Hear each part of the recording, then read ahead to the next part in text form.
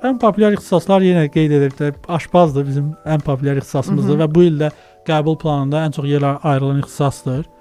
Bundan başqa elektrik monityoru var, dərzi var, əməliyyatçı mühasib, bərbər, vizajist, manikürçü, avtomobil təmiri çilingəri, qrafik dizayner, dayə.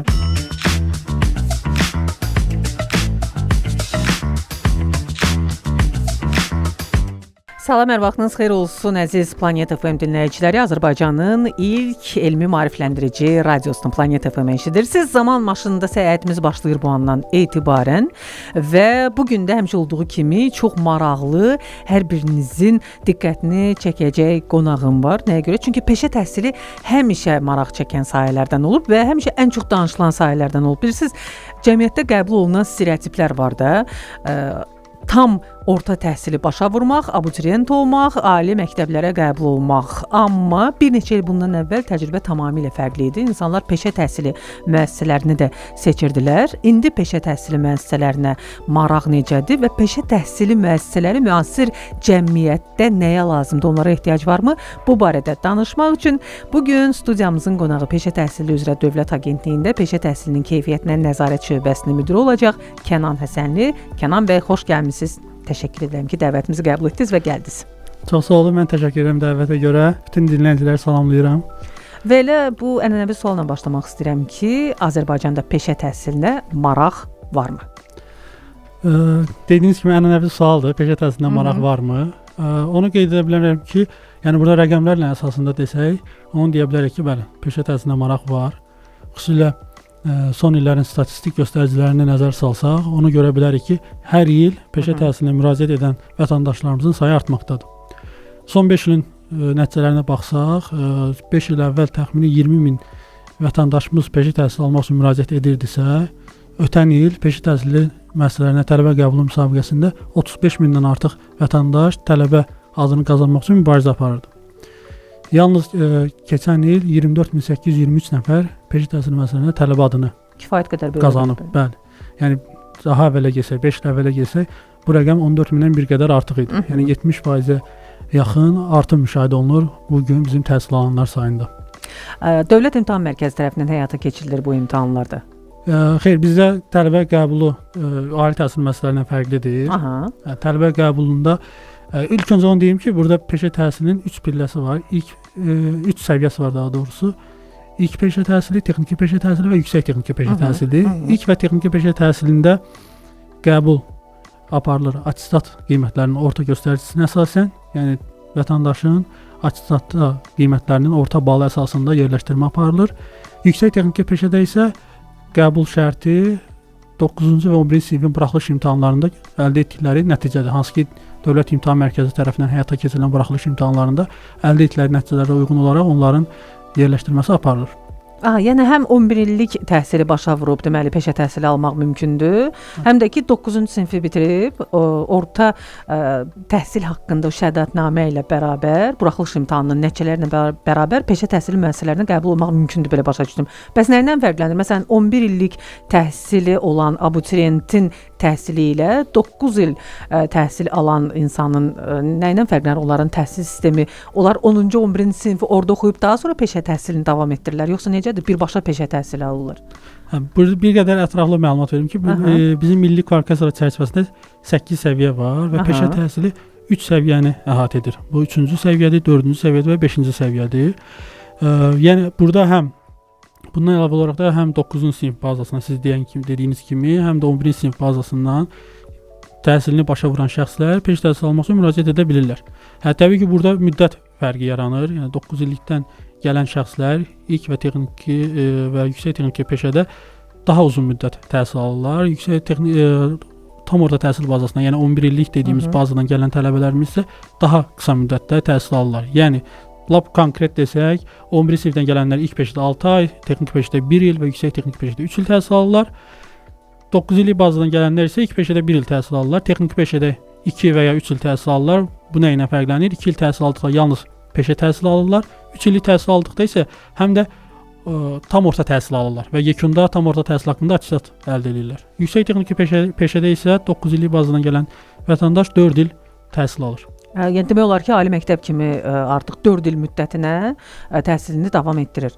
Bəli. Və çox maraqlıdır mənə yüksək texniki peşə təhsili deyəndə nə nəzərdə tutulur? O yüksək texniki peşə təhsili bir qədər yeni anlayışdır peşə təhsili üçün. Yalnız 2020-ci ildən etibarən artıq başlanılıb. Yüksək texniki peşə təhsilinin ən böyük xüsusiyyəti odur ki, bu subbakalavr dərəcəsinə bərabər. Yəni bizim orta ixtisas dediyimiz, yəni kollec təhsili dediyimiz həmin təhsilə bərabərdir səviyyə olaraq, yəni 5-ci səviyyədir. Həmin şəxslər təhsillərini başa vurduqdan sonra əlavə imtahan vermədən dövlət imtahan mərkəzində birbaşa öz ixtisasları üzrə, öz istiqamətləri üzrə ali təhsilə keçid imkanı əldə edirlər.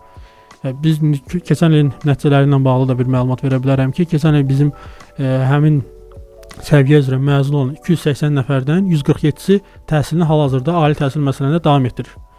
Digərləri isə əksərən əmək bazarına artıq atılıblar və çalışmaqdadırlar. Peşə təhsili müəssisələri bizim ənənəvi bildiyimiz texnikumlar, kolleclərdir, yoxsa bölgüdə artıq fərq var, yəni təsnifatda? Yox, fərqlidir. Yəni ənənəvi kolleclər fərqlidir. Amma biz dediyim kimi peşə təhsili müəssisələri ya peşə məktəbi, peşə lisey ya da peşə təhsil mərkəzi. Yəni bunlar tamam fərqlidir. Yəni kolleclərdən tamam fərqli müəssisələrdir. Yüksək texniki peşə dediyimiz yalnız peşə təhsili mərkəzlərində tədris olunur və həmin şəxslər o kolleclərə sadəcə status olaraq bərabər tutulurlar. Bəs məzun kimi birbaşa siz tam olaraq mütəxəssis təqdim edə bilirsinizmi əmək bazarına? Bilirsiniz nə görə deyirəm? Çünki ali məktəblərdə xüsusən əgər insan humanitar bir ixtisas üzrə təhsil alırsa, ona əsasən nəzəriyyə öyrədilir. Yəni işin təcrübə hissəsi qalır artıq sonraya. Ali məktəbi bitirəndən sonraki mərhələyə və ən böyük problem də bəlkə burada odur ki, ali məktəbi yenicə bitirmiş məzundan mütləq iş təcrübəsi tələb olunur. Peşə təhsilinin məncə əsas üstünlüyü budur ki, peşə təhsili birbaşa işin mütəxəssisini hazırlayır. Yəni onlar artıq səhv etmirəmsə, təcrübəni də o peşə təhsili müəssisəsində öyrənirlər. Belədir, yoxsa mən səhv düşünürəm? Yox, tamamilə doğrudur. Yəni peşə təhsilinin əsas üstünlüyü odur ki, peşə təhsili qısa müddətdə əmək bazarına sürətli keçid imkanı verir. Yəni dediyiniz kimi tələbə gəlir və sırf öz peşəsi ilə əlaqədar biliklərə yiyələnir. Təbii ki, burada əlavə olaraq tam orta təhsil alırsa, orada ümumi təhsil fənləri də var, müəyyən yumşaq bacarıqlar dediyimiz o bacarıqlar da yiyələnir. Amma böyük əksəriyyət, yəni proqramın böyük əksəriyyəti əhatə edir texniki biliklər, hansı ki, öz birbaşa öz peşəsi ilə əlaqədar biliklər. Və həmçinin də demək olar ki, proqramın 50%-dən artığı praktiki hissədir. Burada həm peşə təhsili müəssisəsinin özündə keçirilən praktiki dərslərdən söhbət gedir.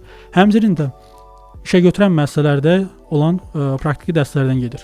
Və yeni modellər də var burada. Bu yeni modellər nədir? Almaniya təcrübəsindən götürülən dual peşə təhsili proqramları var. Bu proqramlarda isə daha fərqlidir və burada daha çox hissəsi praktikidir. Yəni ənənəvi olaraq deyək ki, məktəbdə tədris müddətində praktiki dərslər keçmir. Tədrisə başladığı andan etibarən partnyor işə götürəndə həm də çalışır. Yəni həftənin deyək ki, proqramdan asılı olaraq bu dəyişir. 2 günü gəlir peşə təhsili müəssisəsinə və ya 3 günü gəlir peşə təhsili müəssisəsində. Həftənin digər günləri isə həmin o partnyor işə götürəndə əmək fəaliyyətinə məşğul olur. Yəni birbaşa həmin öz sahəsi üzrə işləyir. Praktiki bacarıqlara yiyələnir. Bu da yeni bir yanaşmadır. O da son illərdə tətbiq olunur. Hal-hazırda təxminən 1500 nəfər bu tipli qruplarda təhsil alır və planlaşdırılır ki, bu tipli qrupların biz əhatə dairəsini genişləndirək. Yəni sualınızın əvvəlinə də qayıda bilərik ki, həqiqətən də mütəxəssislər əmək bazarına daxil olurmu? Təbii ki, burada həm vətəndaşdan asılıdır, həm peşə təhsili müəssisəsindən asılıdır. Mən indi iddia etmirəm ki, bütün peşə təhsili müəssisələrini bitirən hər kəs mütləq işlə təmin olunur. Mütəxəssisdir və işinin peşəkarıdır. Təbii ki, burada səviyyə olaraq daha yaxşı təhsil alanlar var, daha pis təhsil alanlar var. Arxa partalar orada da var. Bəli. Yəni arxa partalar var, arxa məktəblər var, arxa təhsil müəssisələri var, hansılarda ki, nisbətən bizim infrastruktur, maddi texniki bazamız zəifdir. Təbii ki, orada bu təsir eləyir. Bu daha çox yəqin regionlardakı peşə təhsil müəssisələri. Əsasən regionlardır, ucqarlardır, hansı ki, orada həm biz müəyyən qədər ixtisaslı kadr tapmaqda çətinlik çəkirik müəllim kimi, həm infrastruktur nisbətən aşağı səviyyədədir. Amma biz son dövlət proqramlarına baxsaq, xüsusilə 2022-26 dövlət strategiyası, eyni zamanda böyük qayıdışa dair dövlət strategiyasına baxanda regionlarda yeni mərkəzlər açılır. Hətta onlar Bakıdakı mərkəzlərdə üstəlirlər. Məsələn, Cəlilabadı qeyd edə bilərik, Lənkəranı qeyd edə bilərik, Qəbələ. Bugün Füzulidə yeni peşə təhsili mərkəzi tikilir. Eyni zamanda Şuşada yeni peşə təhsili mərkəzi qurulur. Ya bu tipli mərkəzlər də Bərdədə həmçinin qeyd edə bilərik. Regionlarda da yaradılır və onların da şəraiti, maddi texniki bazası həmçinin bu birbaşa təsir edir müəllimlərin keyfiyyətinə, üstəliyir. Bir çox müəssisələri üstəliyir və onların da yetişdirdiyi mütəxəssislər deyərdim ki, əksəriyyəti bazarda özünə yer tapa bilir. Həm də Kənan bəy, burada yəqin regionun xüsusiyyətləri də nəzərə alınır da. Məsələn, paytaxtda, Bakıda ola bilər ki, fərqli peşələrə ehtiyac duyulsun, amma həm işğaldan azad olmuş ərazilərdə, həm də digər bölgələrimizdə, məsələn, ola bilər ki, kənd təsərrüfatının xüsusiyyətləri ilə bağlı peşəyə ehtiyac olsun və yaxud da məsələn, ərazinin memarlıq xüsusiyyətlərini nəzərə alaraq, bəlkə nə bilim restavratora, xalçaçıya ehtiyac olsun. Bunlar da peşə təhsili sayılır. Məsələn, nə bilim xalçaçı, dulusçu, rəngsaz. Tamamən doğrudur. Burada həmin qeyd etdiyiniz ənənəvi peşələr ki var, hətta bəziləri deyərdim ki, artıq ölməkdə olan peşələrdir. Hansı ki, onların çox az sayda ustası qalıb, çox az sayda fəaliyyət sahəsi qalıb. Həmin peşələr də peşə təhsili pilləsinin bir parçasıdır. Eyni zamanda müasir informasiya texnologiyaları ilə, 4-cü sənaye inqilabı ilə bağlı müəyyən peşələr də var ki, onlar da peşə təhsili pilləsinin bir hissəsidir. Yəni təsnifat olaraq peşə təhsili təsnifatına daxildir. Dediyiniz o regionlar məsələsinə gəldikdə isə ümumiyyətlə hər il tələbə qəbulu planı artıq ilin əvvəlindən başlayaraq bu planlaşdırılır və burada təkcə Elm və Təhsil Nazirliyi, təkcə Peşə Təhsili Dövlət Agentliyi yox, həm Əmək və Əhalinin Sosial Müdafiəsi Nazirliyi və ona tabeliyində olan müvafiq qurumlar, eyni zamanda İqtisadiyyat Nazirliyi və digər dövlət qurumlarla əməkdaşlıq çərçivəsində hazırlanır və burada həm regionun iqtisadi inkişaf istiqamətləri, həm əmək bazarının tələbləri nəzərə alınır. Eyni zamanda müəssisələrin potensialı da nəzərə alınır, təbii ki.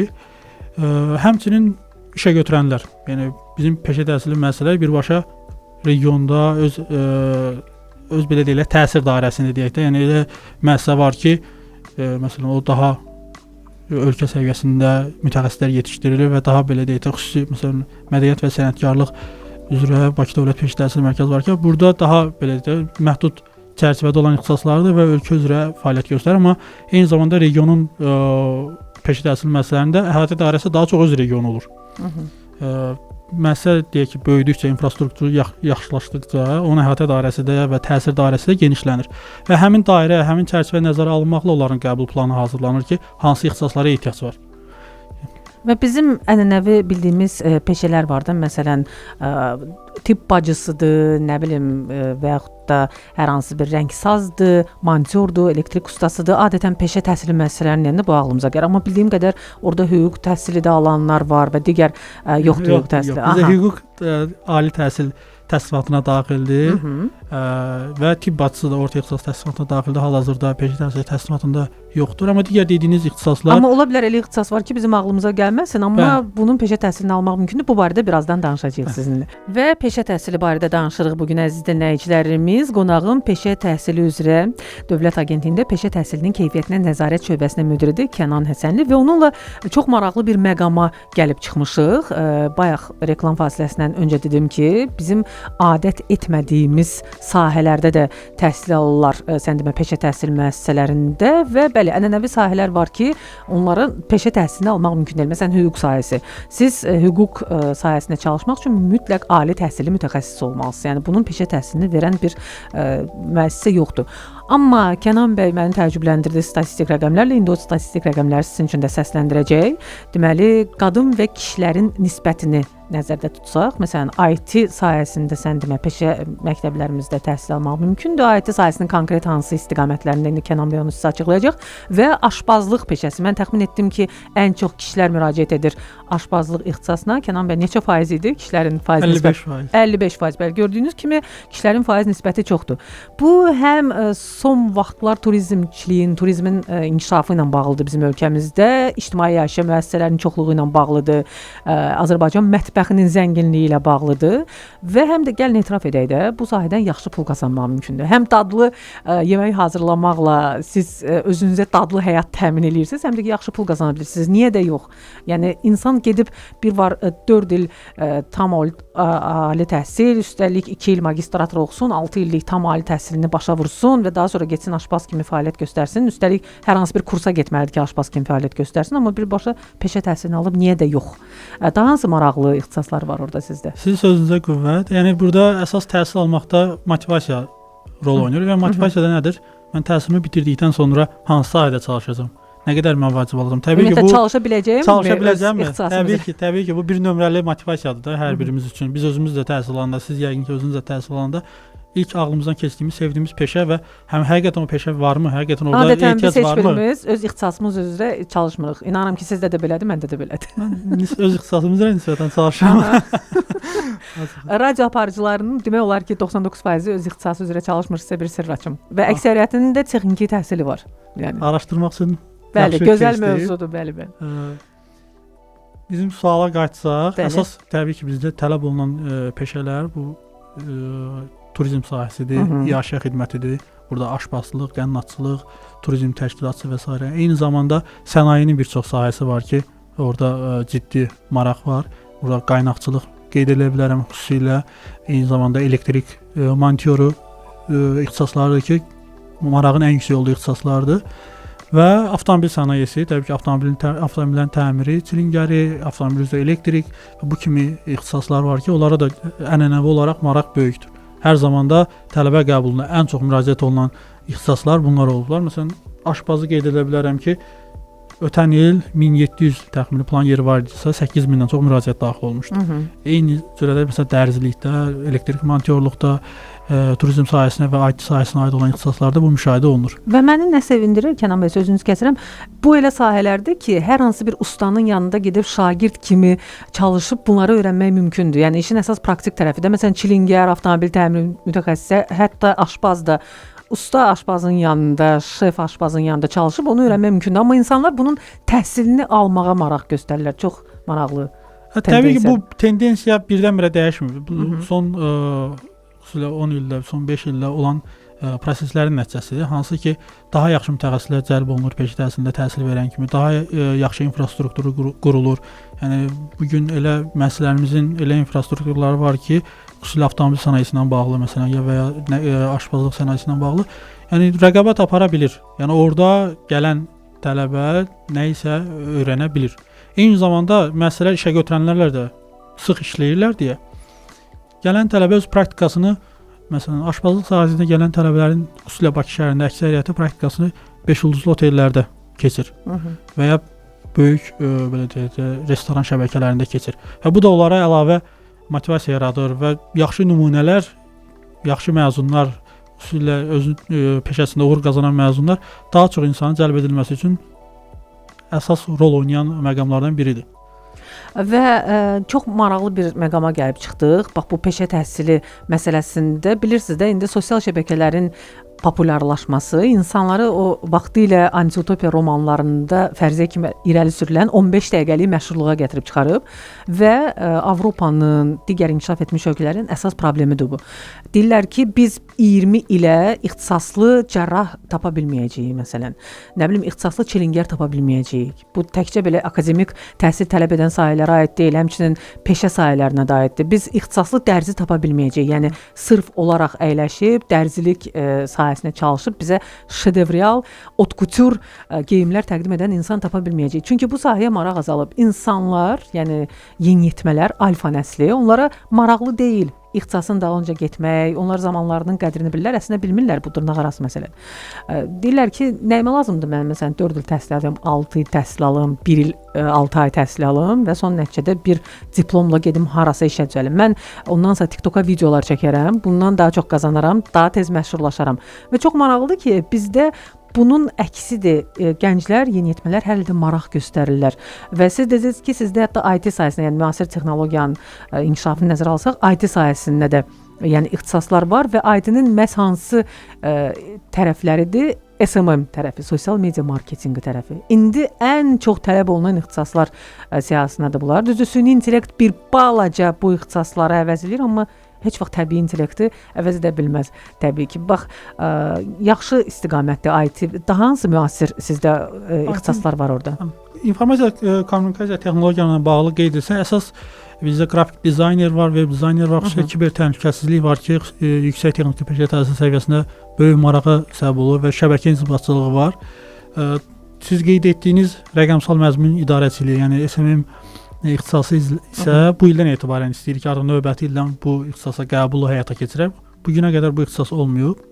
Süni intellekt təbii ki, bu tamam başqa mövzudur. Mən təəssüf ki, bu sahədə dərin mütəxəssis deyiləm, amma təbii ki, bu biz prosesin içərisindəyik, bu həyatı yaşayırıq, bu ondan qaça bilmərik. Bəli. Amma onu da qeyd edə bilərəm ki, süni intellekt yeni ixtisaslar yaratmır, ixtisasların belə deyək də formasını dəyişir. Bu gün üçün biz mütəxəssisə öyrətdiyimiz biliklər, bacarıqlar dəyişir. Amma o dediyimiz o ixtisas o yerində qalır. Yəni dərzinin işləmə forması dəyişir, aşpazın nisbətən işləmə forması dəyişir, eyni zamanda qrafik dizaynerin bugün işləmə forması dəyişir. Amma ixtisas olaraq düşünürəm ki, o ixtisaslar bugün var, yenə də gələcəkdə də mövcud olacaqlar. Radio, televiziya sahəsində konkret olaraq texniki işləri həyata keçirən, mütəxəssis hazırlayan ixtisaslar var yəqin ki, sizdə. Bilirsiniz nəyə görə deyirəm? Çünki biz özümüz radioda çalışırıq və həmişə mənim kifayət qədər radio təcrübəm var. Radio sahəsində bizim səs rejissoru dediyimiz, texnik dediyimiz, yəni sırf olaraq texniki məsələlərə cavabdeh olan şəxs, o şəxsin ki, başı çıxmalıdır həm elektrik sistemindən, həm səs sistemindən, həm radio tezliklərdən baş çıxarmalıdır, həm radio səs siqnallarının ötürülməsindən baş çıxarmalıdır. İndi nəzərə alsaq DAB sistemi var. Bu Digital Audio Broadcasting sistemidir, yəni rəqəmsal səs yayımı sistemidir. Bax, bütün bu sistemlərdən baş çıxaran şəxslər adətən necə olur da? Məsələn, texniki universitetin hər hansı bir texniki ixtisasını bitirmiş insanlar olur. Onlar gəlirlər radio sahəsinə, televiziya sahəsinə və təcrübə ilə, özlərindən əvvəlki nəsildən öyrənməklə, onların səhvlərini, düzlərini təkrarlaya gəlib daha sonra radiotexnik olurlar. Məsələn, sizdə var belə ixtisas. Yəni çünki bu sahənin mütəxəssisinə mən sizə bu radioda çalışan bir insan kimi deyirəm ki, çox ehtiyac var. Xüsusilə bu media sahəsi ilə bağlı bizdə mədəniyyət və sənətkarlıq üzrə Bakı Dövlət Peşə Təhsil Mərkəzi var ki, sırf bu sahə üzrə mütəxəssislər yetişdirir. Səs operatorudur, montajçıdır, video operatorudur, media idarəçiliyidir. Yəni bu sahə üzrə mütəxəssislər yetişdirir və həmçinin indi dəqiq statistika götürmür, amma işə düzəlmə faizi də ən yüksək məzunlar olan sahələrdən biridir. İndi texniki tərəflərini təəssüf ki, deyə bilməyəcəm konkret olaraq hansı bacarıqlar, hansı o proqramlar öyrədilir, amma uğurlu ixtisaslardır. Həqiqətən maraq da yüksəkdir və məzunlarımızın nəticəsi də yüksəkdir. Yəni bir çox televiziyalarda çalışanlar məhz həmin mərkəzin məzunlarıdır. Zaman maşınında yola davam. Əziz dinləyicilərimiz, gəlib çatdıq əsas məsələyə, peşə təhsilində əsas məsələyə. Bu Kənan bəy müəllim, pedaqoq məsələsidir. Bax elə son çəkdiyim misaldan çıxış edərək demək istəyirəm ki, bir insan radiotexnik olmaq istəyir. Əvvəl radioda, əvvəl deyəndə çox da uzaq keçmişdə yox. Mən 30 il bundan əvvəl deyirəm. 1994-cü ildə Azərbaycanda ilk FM radio stansiyası yarananda orada hər şey mexanikləşdirilmiş formadaydı az qala. Nəyə görə? Çünki kompüter və informasiya texnologiyaları o dərəcədə inkişaf etməmişdi. Onlar hər şeyi sözün əsl mənasında montaj edirdilər, kəsib doğrayırdılar. Biz buna belə deyirdik də, kəsib doğrayırdılar hər şeyi. Və indi isə hər şey peşəkar səs proqramları vasitəsilə həyata keçirilir. Yayım belə rəqəmsaldır. Məsələn, pultlar o vaxt analog pultlar idi. Yəni hər şey mexaniki idi pultda. Bu səbəbdən səs keyfiyyəti də o qədər ürək açan deyildi. İndi isə mikrofonlar da rəqəmsaldır, pult da rəqəmsaldır və pult o qədər ağıllı pultdur ki, bizim danışığımıza uyğun olaraq, səs tembrimize uyğun olaraq orada artıq mikrofonun, yəni tezliyi öz-özünə tənzimlənir. Yəni bunu əvvəl insan edirdi. O məşhur belə deyim də çevirməklə oradakı düymələri manual olaraq edirdi. İndi isə hər şey avtomatlaşıb. Radio proqramından tutmuş səs sisteminə qədər hər şey avtomatlaşıb.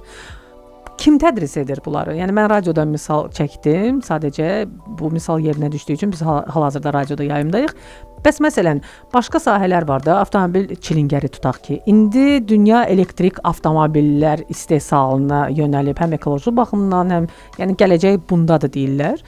Biraz belə proqnoz düzdür, ürəkaçan olmasa da biz deyirik ki, ümumiyyətlə, yəni ekoloji baxımdan Planet FM olduğumuz üçün biz təbiətin qayğısına qalırıq və yaxşı olardı ki, ümumiyyətlə avtomobilsiz bir dünyada yaşayaq, amma bu mümkün deyil. İndi nisbətən bu dəm qazlarını, həm karbon emissiyalarını azaltmaq mümkündür elektrik avtomobillərinin. Elektrik avtomobilinin mütəxəssisi məsələn. Hətta bir neçə il bundan əvvəl kompüterlər yəni bu kompüter sistemi, informasiya texnologiyaları məsələn avtomobillərə tətbiq olunandan sonra bilirsiniz də avtomobilin beyni belə bir anlayış yarandı, xüsusi proqramlar gətirildi və diaqnostika, avtomobilin diaqnostikası sayəsində artıq ustaya ehtiyac qalmadı. Bir var məsələn hər hansı bir köhnə Sovet istehsallı avtomobili usta özü elə manual olaraq əllə orada nəyinsə nasaz olduğunu tapırdısa, indi artıq avtomobili diaqnostika edib tapmaq mümkün idi. İndi isə ümumiyyətlə avtomobil bircə batareyadan ibarətdir də, yəni litium əsaslı. Bax, bu sahənin mütəxəssisləri azdır axı. Tədris edən müəllimlər kimlərdir? Yəni bu informasiya texnologiyalarının sayəsində dəyişən ixtisasları məhz nəzərdə tuturam. Aşpaz məlum məsələdir. Yəni uzaqbaşdan hansı ingredient dəyişə bilər? Çox yaxşı sualdır. Təbii ki, bu gün üçün keyfiyyətin əsas göstəricisi təhsil verəndir. Yəni hər bir halda sinif otağında tədris baş verirsə, burada keyfiyyətə birbaşa təsir edən də bizim orada təhsil verəndir. Təhsil verən çatışmazlığı təbii ki var. Yəni bu qaçılmazdır. Biz hər il peşə təhsili müəssisələrində bu müəllimlərin işə qəbulu müsabiqə yolu ilə həyata keçirilir və yer gəlmişkən növbəti aylarda, təxminən avqust ayında da növbəti işə qəbul müsabiqəsi həyata keçiriləcək. Yəni maraqlı şəxslər uyğun şəxslər müraciət edib müsabiqədə iştirak edə bilərlər müəllim olmaq üçün.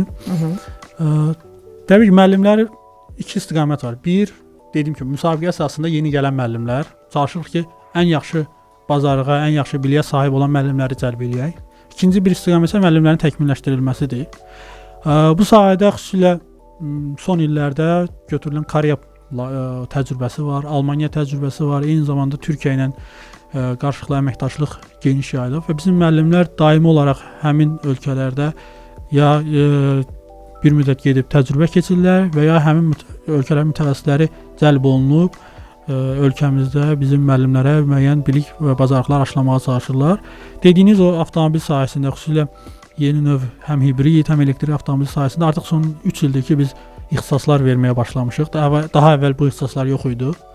Bu ixtisasların əsasən Almaniyanın yerli şirkətlərlə qarşılıqlı əlaqə əsasında Sənaye və İnnovasiya üzrə Bakı Dövlət Peşə Təhsil Mərkəzində tədris olunur və həmin ustalar cəlb olunur. Həmçinin həmin mərkəzin müəllimləri Koreyada 6 ay təhsil alıb gəliblər.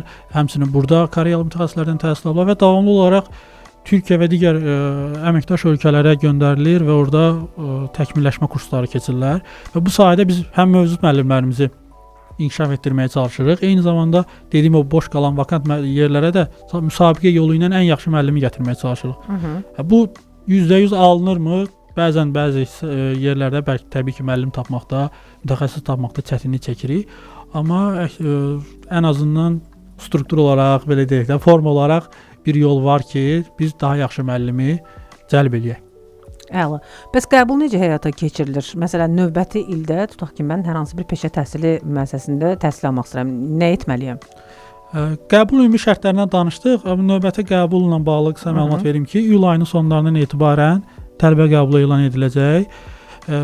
Peşə təhsili müəssisələrinin tələbə qəbulu artıq 5 ildir ki, 2020-ci ildən etibarən tam elektronlaşdırılıb. Yəni elektron sistem vasitəsilə hal-hazırda portal.edu.az platforması vasitəsilə müraciət göndərir vətəndaş. 5 müxtəlif ixtisas seçmə şansı var və onun seçimi əsasında az öncə qeyd etdiyimiz və verilişin əvvəlində qeyd etdiyimiz kriteriyalara əsasən sistem tərəfindən yerləşdirmə aparılır və o öz seçdikləri prioritetlərə əsasən yerləşdirilir. Yəni burada qruplar üzrə imtahan yoxdur da. Məsələn, Dövlət İmtahan Mərkəzinin təşkil etdiyi ali müəssisələrə, ali təhsil müəssisələrinin qəbulu qruplar var. Məsələn, insan bilir ki, o texniki sahə üzrə təhsil almaq istəyir, birinci qrupa imtahan verir. Burada elə bir məhdudiyyət yoxdur. Hər bir şəxs özünü istədiyi, oxumaq istədiyi, mütəxəssis olmaq istədiyi 5 ixtisası seçə bilər və prioritetləşdirir. Təbii ki, birinci, ikinci, üçüncü, dördüncü, beşinci olaraq və prioritetinə uyğun olaraq və həmçinin Yəni aşpaz olmaq istəyirsə onu birinci yazır, elektrik ustası, yəni belə düşünür. Belə də aşpaz olmaq istəyirsə,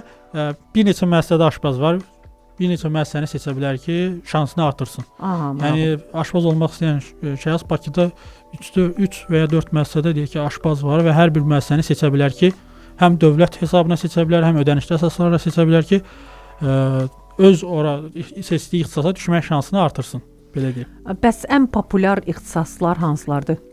Ən populyar ixtisaslar yenə qeyd edib də aşpazdır bizim ən populyar ixtisasımızdır və bu il də qəbul planında ən çox yer ayrılan ixtisasdır. Bundan başqa elektrik monityoru var, dərzi var, əməliyyatçı mühasib, bərbər, vizajist, manikürçü, avtomobil təmiri çilingəri, qrafik dizayner, dayə, bitkiçilik mütəxəssisi var ki, hətta bu ixtisaslar dayə belə, yəni peşə təhsili müəssisəsində. Bəli, dayə. Bunlar bizim ən çox yer ayırdığımız ixtisaslardır. Bundan başqa isə yeni ixtisaslar da var ki, hansı ki, ilk dəfə bu il tələbə qəbulu aparılması planlaşdırılır. Birini qeyd etdim az öncə, rəqəmsal məzmun idarəçiliyidir. Bundan başqa satış və marketinq, elektrik sayğaz quraşdırıcısı, tədbirlərin təşkili və idarə edilməsi, yeraltı qaz kəmərlərinin təmiri, beynəlxalq daşımalarda operator, 3D oyun dizayneri, yeni ixtisaslar, mexatronika, rəqəmsal inşaat mütəxəssisi, istehsalata rəqəmsal nəzarət sistemləri kimi yeni ixtisaslar var. Bunlar da hamısı həm işə götürənlərin sifarişləri əsasında, həmçinin əmək bazarının, həmçinin iqtisadiyyatın inkişafı istiqamətləri nəzərə alınaraq müəyyən edilmiş ixtisaslardır ki, bu ildən etibarən ilk dəfə həmin ixtisaslara da qəbul aparılacaq. Z generation, yəni Z nəslinin sevdiyi ixtisaslarda, yəni adları çox belə cəlbedici səslənir və bunların peşə təhsilini alıb daha sonra doğrudan da yaxşı mütəxəssis olmaq mümkün, əladır. Yəni məsələn dayə, bitkiçilik mütəxəssisi, görün nə qədər, yəni ən azından geniş həm imkanlar yaradır. 150-yə yaxın ixtisasdır. 150-yə yaxın ixtisasdır və müxtəlif keçid balları necə müəyyənləşir? Keçid balı müraciət edənlərin dediyim kimi attestat ortalamasına əsasəndir. Bir qrupda adətən deyək ki 20 məsələn plan yeri var. Bir qrup 20 tələbə ilə formalaşır maksimum. 20-ci tələbənin deyək ki balı olur keçid balı və lap belə ən sadə dillə izah eləsək, bir yerə 100 nəfər müraciət edirsə həmin o bir qrup üçün 20-ci tələbənin keçid balı olur keçid balı. Yəni ən aşağıdır, ən aşağı bal keçid balıdır. Sistem avtomatik olaraq sıralayır öz ballarına, həmin vətəndaşların ballarına uyğun olaraq və ən yuxarı bal olan 20 nəfər həmin qrupa belə deyək, qəbul olmuş sayılır. Yəni tam olaraq avtomatlaşdırılmış sistemdə heç bir müdaxilə olmadan tam olaraq şəffaflaşdırılıb sistem. Əvvəl deyək ki, peşə təhsil müəssisələrini özləri qəbul edirdilərsə tələbələri, indi artıq belə bir şey yoxdur. Son 7 ildə hətta 2 il asan xidmət vasitəsilə qəbul həyata keçirilirdi. Son 5 ildə isə tamamilə elektron müstəqil bir sistemdir və bu seçim əsasında sistem vətəndaşları yerləşdirir. Beynəlxalq əməkdaşlıqdan biraz əvvəl belə qısa məlumat verdiniz.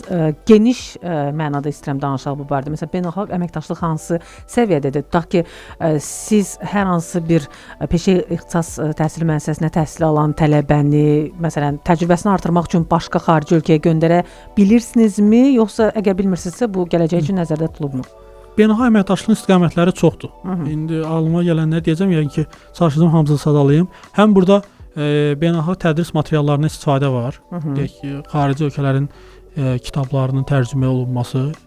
Məsələn, burada Türkiyə nümunəsi var, Almaniya nümunəsi var. Yəni peşə təhsilində qabaqcıl məktəblər kimi Koreya nümunəsi var ki, onların dərslikləri götürülür, tərcümə olunur. Eyni zamanda proqramların adaptasiyası var. Yəni xarici ölkələrin bu gün onların məktəblərində nə tədris olunursa, ona adaptasiya olunması var bizim proqramların. Eyni zamanda müəllimlərin az öncə qeyd etdim, təlimləri var həm ölkəmizdə, həm ölkədən xaricə göndərilərək. Eyni zamanda tələbə mübadiləsi də var. Qardaşlaşmış məktəb nümunəmiz var Türkiyə peşə təhsili müəssisələri ilə. O sahədə də indi genişləndirilir əlaqələr. Tələbələrimiz bəli gedir. Xüsusilə onu qeyd edə bilərəm ki, son uğurlu belə deyək də proqramlardan biri son dövrlərdə Almaniya ilə əməkdaşlıq olub. Almaniya ilə əməkdaşlıq çərçivəsində kənd təsərrüfatı ixtisasları üzrə təhsil alan tələbələrimiz 8 aylıq təcrübə proqramına gediblər Almaniyaya. Yəni bu davam etdirilir hər il. Türkiyəyə müəyyən müddətlərdə xüsusilə Antalya turizm sahəsində göndərilən tələbələrimiz var ki, gedib orada praktiki təcrübə əldə edirlər. Yəni bu hər il hər il bunun əhatəsi genişləndirilməyə çalışılır. Əla. Bəli. Mən çox bəyəndim və bilirsiniz, istəyirəm ki, gələcəkdə, çünki planetimizin gələcəyi buna doğru gedir. Biz planetimizi qorumalıyıq. Ekoloji mövzuları əhatə edən ixtisasların sayı çoxalsın. Yəni və həm buna gənc nəslin marağı var. Çünki onlar artıq elə dünyaya gəliblər ki, başqa yolları yoxdur. Bu planeti qorumaq lazımdır və onu daha yaxşı etmək üçün çalışmalıdırlar. Ekoloji mövzular həm dəbdədir, həm məsələn iqlim mövzuları çox həssas mövzulardır. İstəyirəm ki, bax bu sahələrdə bilik, təcrübə verən ixtisaslarınız da olsun. Təkcə yəni rəqəmsal texnologiya yox, bu sahənin də mütəxəssisləri Bu olsun. sahədə bir şey qeyd edeyim ki, yaxşı xəbər sizin üçün, həm də bizim üçün. Yumşaq bacarıqlar dediyimiz, Bəli, soft skills. dediyimiz hissəyə artıq belə deyək, yaşıl bacarıqlar, bu qavrama, yaşıl dünyanın qavrama kimi. Planet FM-də fikir vermir. Bəli, onlar Bizdə canlılar aləmi var burada, bəli. həmin soft skill hissəsinə həmin belə mövzular da daxil edilir. Yəni keçən ildən etibarən bu mövzular da daxil edilib. Həmçinin dediyimiz kimi bu elektrik avtomobillərlə bağlı danışdıq. O ixtisas əlavə edilib. Yəni digər sahələrdə də artıq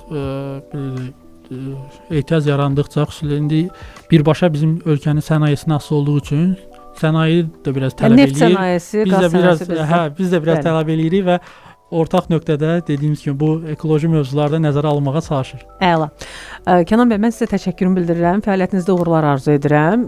Hiss edirəm ki, öz işinizi sevirsiniz və Təşəkkür edirəm. buna görə də siz öz işini sevən, öz işindən çox yaxşı xəbərdar olan mütəxəssisləri görmək həmişə çox qürur vericidir və verilişimizin ənənəvi sualı var. İstəyirəm o sualı sizə də ünvanlayım. Əgər zaman maşını ixtira olunsaydı, siz hansı dövrə səyahəti seçərdiniz?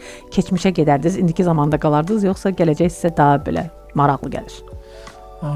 Yaxşı sualı bunun belə deyək də ətrafında heç düşünməmişəm açığı, birdən ani oldu. Amma yəqin ki, gələcəyə getməyi seçərdim. Gələcək daha maraqlı olur. Yəni gələcək texnologiyalar və gələcəkdə peşə təhsilinin səviyyəsi yəqin sizi maraqlandırır. Görüm əziyyətimiz bir bəhrəsini verim.